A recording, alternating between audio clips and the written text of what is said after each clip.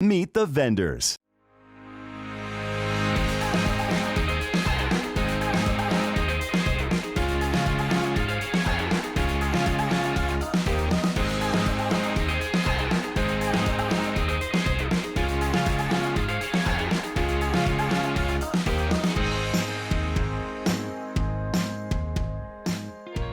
You can light these like any other kind of candle, except these you can actually eat. The wick only goes to the very tippy top of the chocolate, and it will light for about a minute, where you can sing happy birthday twice. And then after it, the wick disappears, and you've got delicious, delectable chocolate, in either dark chocolate or milk chocolate. She loves to bake, and a number of years ago, she, with my son, made a birthday cake, and the wax candles melted all over the cake. And it really frustrated her, so it inspired her to come up with something that wouldn't melt on the cake. And I just thought, well, here's the last product on the planet that hasn't been tweaked or optimized. Either milk chocolate or dark chocolate, and each of the two chocolates have 3 different patterns. If you could take a look at them, our dark chocolate, you can see a couple of the patterns, which are very handsome, our targets and our stripes. And then milk chocolate, we've sold out of so many of them, we only have one of our 3 patterns here, which are also really pretty. And then in the back of the box, you can also see the candle lit up. She's an architect by background, and design is really important to her.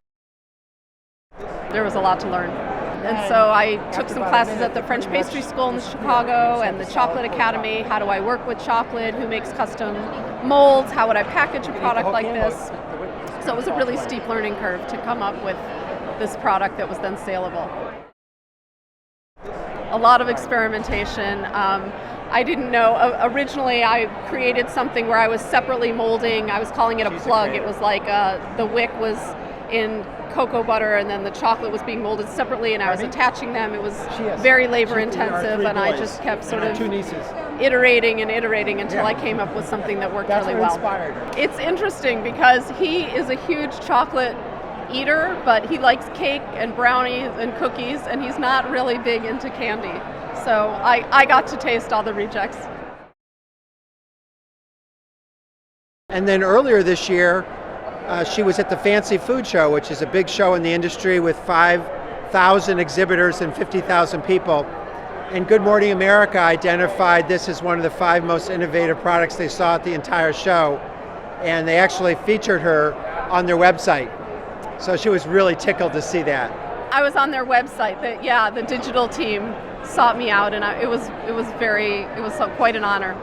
I saw a lot more interest, and I saw what I did see was interesting. That same show, a journalist from the Washington Post picked up the candles, and I could watch where the article went, like then to the Seattle Times, and it sort of went around the country, and I could follow sales based upon where that Washington Post article went around the country.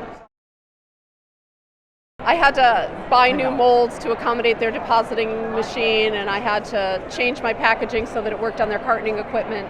I had been hand tempering in a microwave, cutting the wicks by hand, really doing everything by hand. So I'm so grateful to have somebody else that really knows what they're doing and could allow me to come to a show like this, because when I was making them by hand, I just couldn't make enough to keep up with demand. Wear like a salesperson's hat instead, which is a little bit harder for me. I do think I'm going to expand the line to other kinds of things for sure.